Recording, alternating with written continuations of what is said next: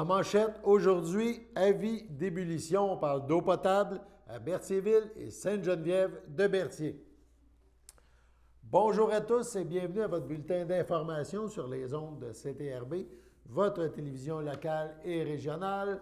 Aujourd'hui, le 25 janvier. On débute par cet avis d'ébullition pour l'eau potable. Tout ça a commencé hier. La ville de Berthierville a informé ses citoyens qu'un avis de fermeture d'eau et d'ébullition préventif était en vigueur en raison d'un bris d'aqueduc survenu donc hier sur le chantier de construction du nouveau pont de la rivière Bayonne. Évidemment, ça a touché et ça touche toujours. L'eau est revenue, mais on demande de la faire bouillir encore jusqu'à nouvel ordre. À Berthierville, ça touche les résidences situées entre le 30 et le 200 de la rue Montcalm et le 3 de la rivière Bayonne. Ce bris touche aussi, cependant, puisque l'eau de Berthierville est vendue à Sainte-Geneviève de Berthier. Donc, ça touche aussi des résidences de Sainte-Geneviève de Berthier. On parle des rues qui sont touchées à Sainte-Geneviève, la route nationale, la rue Paquin, la rue Guy-Berriot, le rang Berthier-Nord, le rang Berthelet, le rang de la Tour, le rang du fleuve et le rang de la rivière Bayonne-Nord. Donc, jusqu'à nouvel ordre, jusqu'à un nouvel avis, on demande aux gens qui demeurent dans ce coin de Sainte-Geneviève et de Berthierville de faire bouillir leur eau. On passe maintenant à la MRC de Dautré. La MRC de Dautré compte 15 municipalités. Chaque maire, lors d'une assemblée, a droit à un vote, sauf celui de Lanoraie, André Villeneuve, qui en a 2, et celui de la ville de Lavaltrie, Christian Goulet, qui est aussi le préfet de la MRC, qui a droit à 3 votes. Avec l'arrivée de 2022, la ville de Lavaltrie est venue bien proche de passer de 3 à 4 votes, un plateau que la municipalité devrait cependant atteindre dès l'an prochain. Pour passer au plateau de 4 votes, une municipalité doit regrouper 15 000 habitants et plus. Le dernier décompte officiel faisait donc état de 14 965 habitants à Lavaltrie. Si 35 habitants s'ajoutent aux résidents actuels de Lavaltrie, cette municipalité passera donc à 4 votes l'an prochain. Lors de la séance de janvier des maires, des maires de la MRC, donc le directeur général de la MRC, Bruno Tremblay, a expliqué que le nombre de votes est déterminé par décret du gouvernement fixant le nombre d'habitants par municipalité. C'est ce décret gouvernemental qui détermine le poids relatif des municipalités de la MRC au moment d'un vote, sauf en quelques exceptions. Présentement, la ville de Lavaltrie a donc 3 votes. Lanoraie, qui dépasse le cap des 5 000 habitants, en a 2. Toutes les autres municipalités, incluant la ville de Berthierville et ses 4 348 habitants, ont droit chacune à un vote. Il faudrait donc 652 Berthelets de plus à Berthierville pour que Berthierville ajoute un vote et passe de 1 à 2. Donc, aucune modification à ce niveau cette année, mais le tout pourrait changer l'an prochain. La MRC de Dautré compte environ 45 000 habitants. L'an prochain, Lavaltrie, en principe, pourrait donc avoir 4 votes sur les 19 votes au total. Il a été question de cette répartition des votes des élus lors de la séance de janvier. On écoute un extrait de cette assemblée tenue par Zoom. Donc, on était à 4-8, qui est le décret de population. Donc, vous avez tous reçu copie. Donc, évidemment, c'est le décret de la population 2022 pour l'ensemble de nos municipalités. Donc, ça me prend un proposeur pour le dépôt, M. Barthes, appuyé par M. Goyette. Tout le monde est d'accord? Oui. 4.9, règlement numéro 296. C'est un règlement prévoyant l'établissement des codes parts. Oui. Oui, M. Bérard, excusez. J'avais levé la main. Peut-être que vous n'êtes pas dans le bon angle pour me voir des fois. Ah, ben, mon écran est grand, mais je vois tout le monde, là, mais. Je veux juste savoir si avec le dépôt de ce décret-là, est-ce que ça change les votes à la table de la MRC? Effectivement, le décret Oui, de vous avez raison, population. M. Bérard. Le décret de population, c'est prévu dans la loi. C'est le décret de population qui détermine le poids relatif des différentes municipalités au sein de la MRC lors des votes. Est-ce que Ce qu'il cette faut dire, année, M. ça Bérard, change de quoi, ce dépôt-là?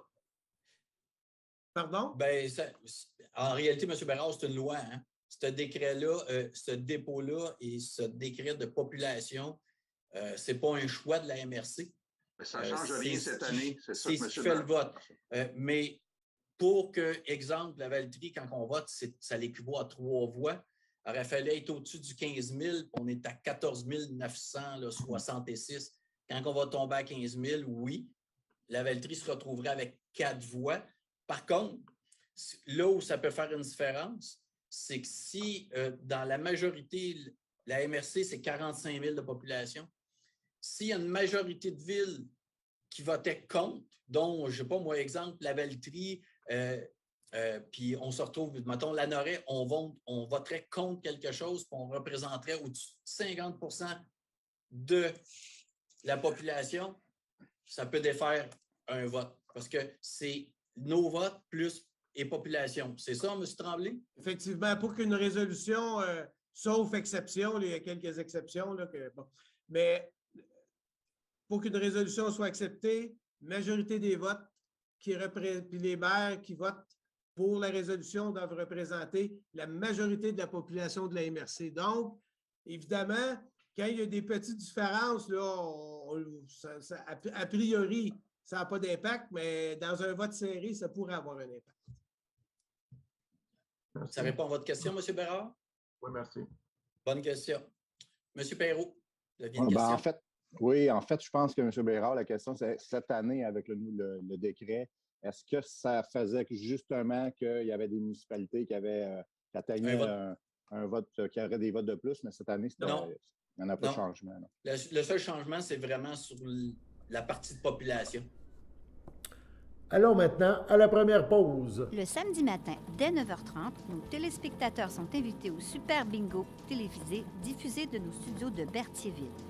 Depuis maintenant une vingtaine d'années, plusieurs adeptes de la télévision régionale se sont partagés un montant de 600 $ disponible chaque semaine lors de cette joute de bingo télévisé. Un animateur et 3 bénévoles se succèdent à la caméra dans le but de vous faire passer une petite heure agréable et payante le samedi matin. On peut se procurer les cartes de jeu chez les dépositaires autorisés participants, c'est-à-dire à Berthierville, le dépanneur Formule 1 rue Gilles Villeneuve, le marché IGA Extra sur la rue Gabrielle Brissette, le marché Métro rue Notre-Dame, la pharmacie Proxime rue Frontenac, le garage Pétroté sur la rue Gilles Villeneuve et à Saint-Ignace de Loyola, le marché Aldo rang Saint-Michel, le dépanneur Le Magasin Esso sur le chemin de la Traverse. C'est un rendez-vous tous les samedis matins à 9h30 sur les ondes de CTRB, votre télévision régionale et communautaire.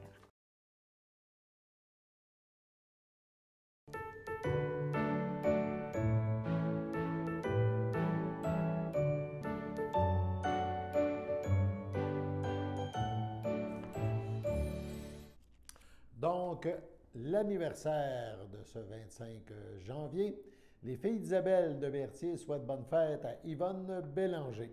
C'est votre anniversaire aujourd'hui. Toute l'équipe de CTRB se joint à moi et vous souhaite un heureux anniversaire.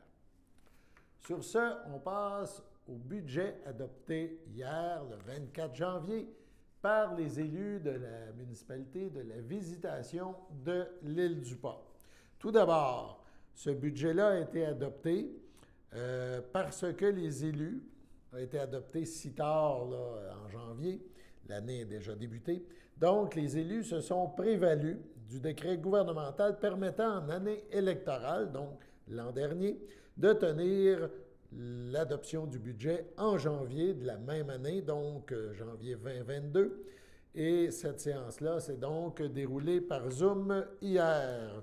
Dans un premier temps, on va écouter le maire Alain Goyette présenter le budget 2022, un budget équilibré qui prévoit des revenus et des dépenses de 924 554 $. On écoute le maire Goyette.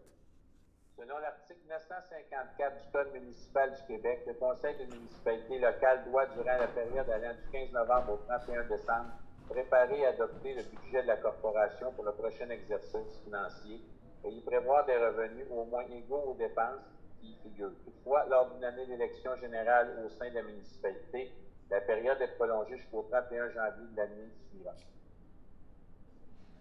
Considérant la présentation des prévisions budgétaires 2022 qu'on va faire, c'est-à-dire notre budget 2022 comprend des revenus pour 924 554,14 et des dépenses après affectation du même montant. Les revenus de taxes foncières pour 2022 sont au montant de 633 294,84. Les revenus de taxes d'eau sont à 14 402,53. Excusez-moi, le règlement pour la taxe pour le règlement d'emprunt 277, 14 402,53. La taxe d'eau, 74 145,28. La gestion des boues de fosse septiques, 23 247,23. La taxe des ordures, 55 006,96. Le transfert de subventions, 75 472,58. L'imposition de droits, 26 400. Amende et pénalités, 450. Intérêts et autres revenus, 20 134,72 pour un total des revenus de 924 554,14. La taxe foncière, cette année, de 633 294,84. L'année passée, on allait chercher 566 977. L'administration, en 2022, 55 083,98. Comparativement à 53 118 l'an passé. L'application de la loi, 7 651 cette année, comparativement à 11 091 l'année passée. La gestion financière, 165 485 cette année, comparativement à 156 750 l'année passée. L'évaluation, 12 598 cette année, comparativement à 14 146 l'année passée. Autres revenus, 1550 cette année, 0 l'année passée. Pour l'administration, cette année, les coûts sont de 242 368 comparativement à 235 106.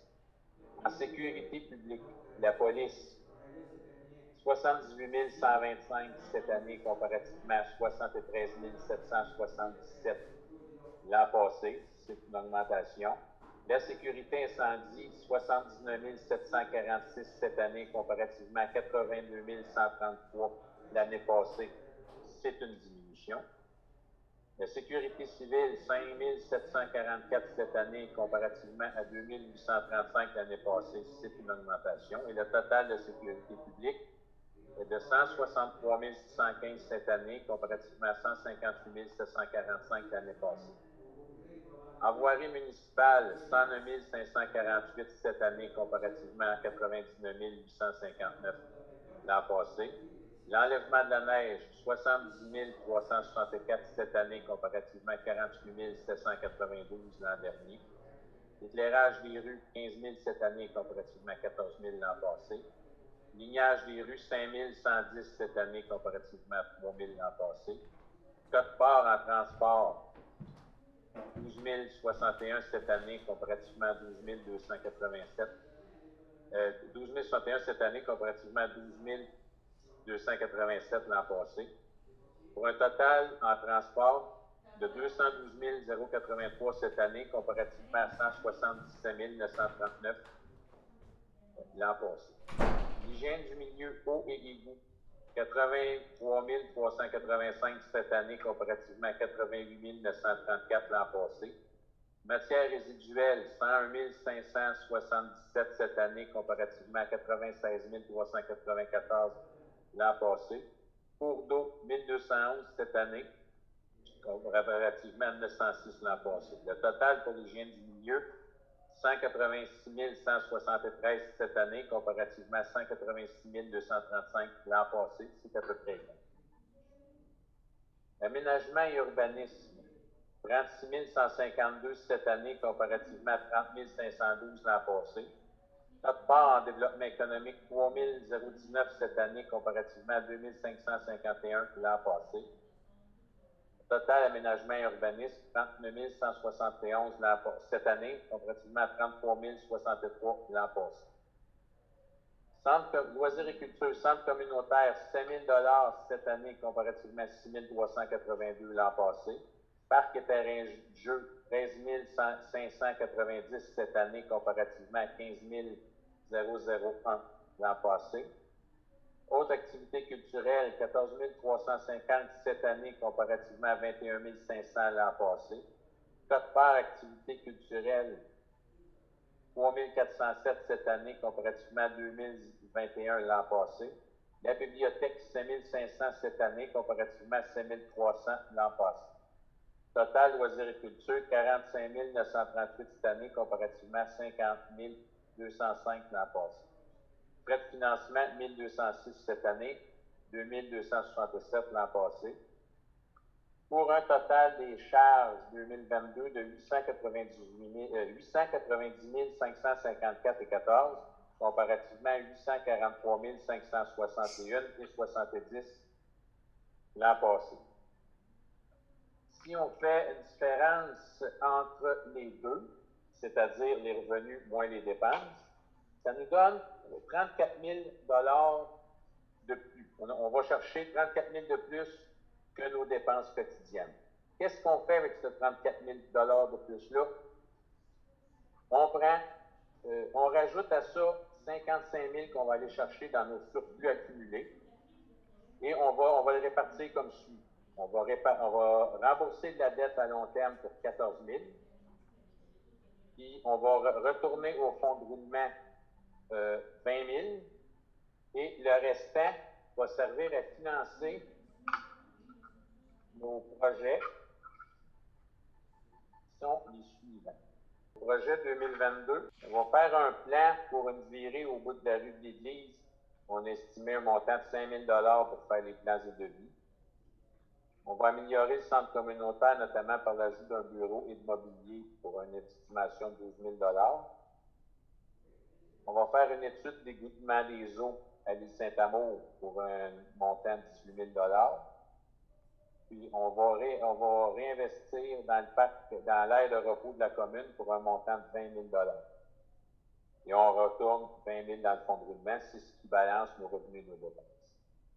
Pourquoi on a décidé de vouloir prendre 55 000 dans le fonds de roulement, dans notre surplus accumulé pour injecter des projets?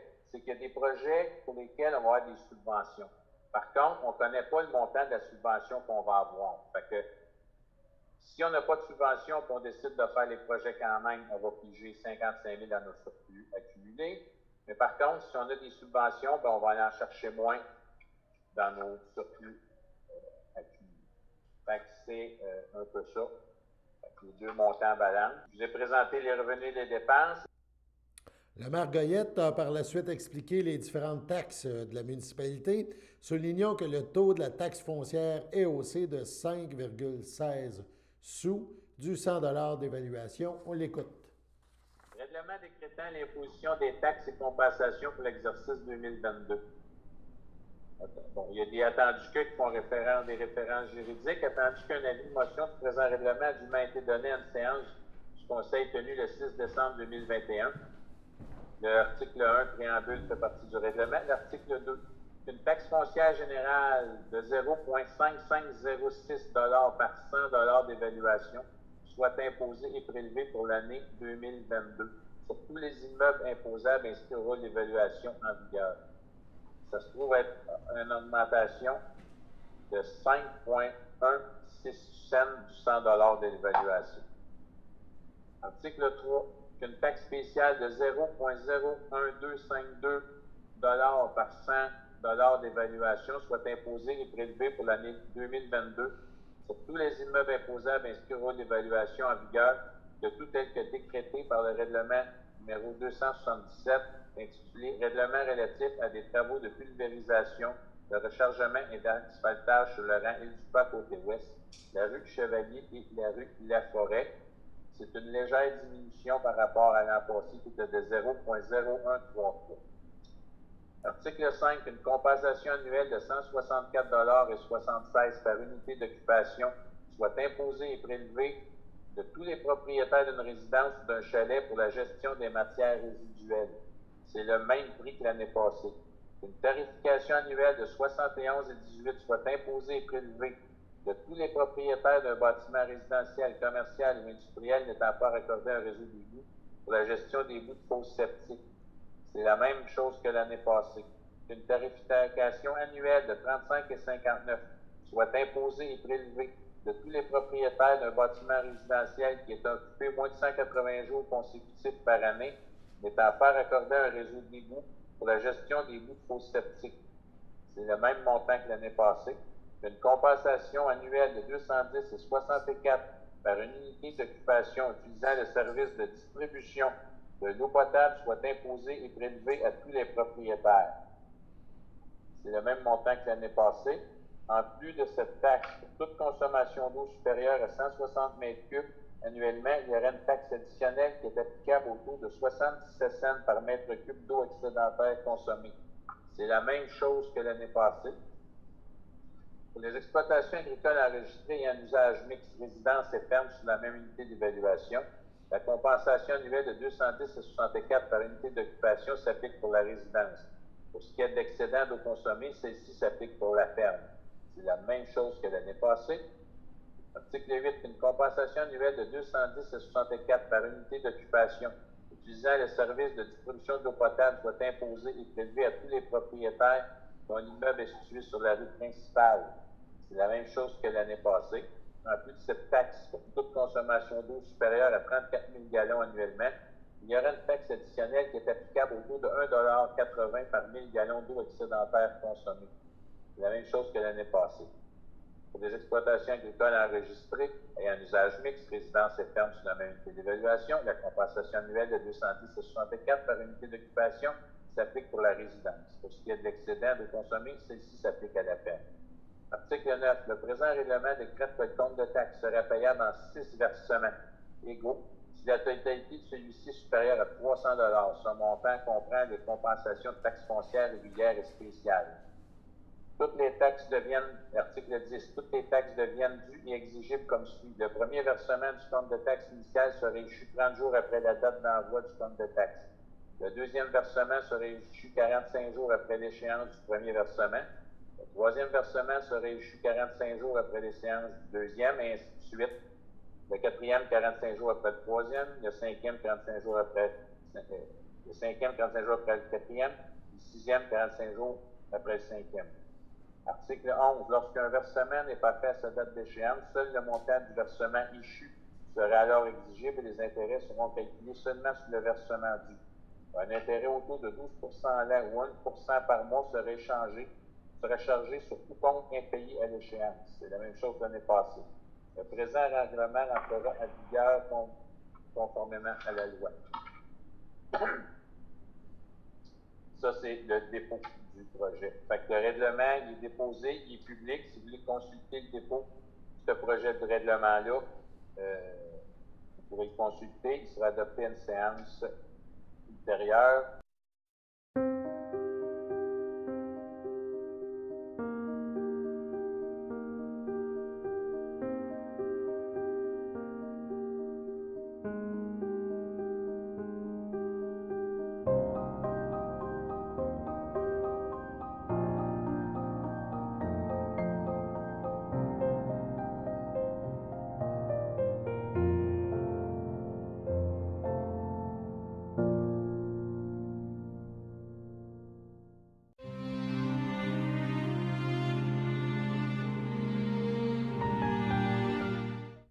Au CHSLD, le château de Berthierville, le 20 janvier à 90 ans, est décédé M. Roland Caron, époux de feu Suzanne Lafont, fils de feu Lucien et de Jeannette Caron, demeurant à Berthierville. Il laisse dans le deuil ses enfants André Caron, Monique Rabouin, Luce Caron, Yvon Valois, Sylvain Caron, Daniel Lemay, ses petits-enfants Amélie et Stéphanie Caron, Benoît, Louis-Simon, Félix et Anne-Sophie Valois, Étienne et Élisabeth Caron, ses arrière-petits-enfants Léa Rose, Félix, Olivia, Corinne, Clément, Frédéric et Arnaud, ainsi que ses neveux, nièces, autres parents et amis. Une cérémonie aura lieu à une date ultérieure en toute intimité. Au CHSLD de Saint-Charles-Borromée, le 14 janvier, à 76 ans, est décédé M. Roland Plante, époux de Diane Saint-Martin, demeurant à Saint-Ignace de Loyola. Il laisse dans le deuil, outre son épouse, ses enfants, Caroline Plante et Frédéric Plante, ses 3 petits-enfants, Élie, William et Lucas, ses sœurs, ses belles-sœurs et ses beaux-frères, Louisiane Plante, Feu Narcisse Guertin, Jeanne d'Arc Plante, Jean-Jacques Harper, Louise Saint-Martin, Richard Saint-Martin, Lucette Plante, Lucie Saint-Martin, Liane Saint-Martin, Marcel Harton, ainsi que plusieurs neveux, nièces, autres parents et amis. En raison des mesures sanitaires, la famille a décidé qu'une cérémonie aura lieu en toute intimité le dimanche 30 janvier au complexe funéraire Thériault. Au CHDL de Saint-Charles-Borromée, le 16 janvier, à 83 ans, est décédée Mme Monique Champagne, épouse de feu Yves Chrétien, demeurant à Saint-Gabriel de Brandon, autrefois de Saint-Cuthbert. Elle laisse dans le deuil ses enfants, Louise Chrétien, Dominique Lambert, Benoît Chrétien, José Bibeau, ses 3 petits-enfants, David Lambert, Vanessa, Anthony Guertin, Steve Chrétien, son arrière-petit-fils Ryan Chrétien, ses sœurs Nicole, Sylvie, Hélène et Daniel Champagne, ainsi que leurs conjoints, plusieurs neveux, nièces, autres parents et amis. Une cérémonie aura lieu sur invitation à l'église de Saint-Cuthbert le 5 février prochain. Au CHSLD Alphonse Rondeau de Lanoret, le 14 janvier, à 79 ans, est décédé M. Clément Plante, époux de Régente Thibault, demeurant à Saint-Ignace de Loyola. Il laisse dans le deuil, outre son épouse, ses enfants, Guy Plante, Catherine Coulombe, Christian Plante, Nancy Coulombe, Héléna Plante, Pierre-Luc Côté, ses petits-enfants. Il y en a évidemment plusieurs, Frédéric Plante, Marie-Pierre Plante, Béatrice Plante, Émile Plante, Rose-Marie Plante, Alice Plante, l'ayant précédé ses sœurs, Lucie Plante et Pauline Plante. Il laisse dans le deuil ses sœurs, son frère, ses beaux-frères et ses belles-sœurs. On mentionne qu'une cérémonie, on arrive, ça ne sera pas long, on mentionne qu'une cérémonie aura lieu le 5 février au complexe de Berthier, au complexe funéraire, mais ça se déroulera en toute intimité. Sur ce, allons à la météo.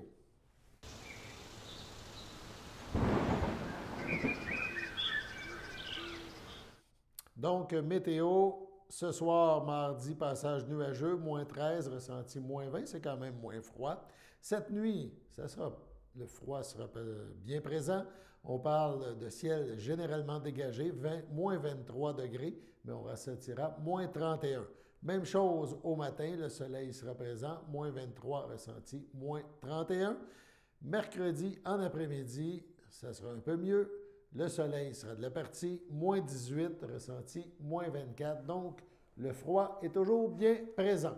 Voilà, c'était votre bulletin d'information sur les ondes de CTRB, votre télévision locale et régionale. Alain Bellemare, qui vous invite à être des nôtres demain pour la prochaine édition.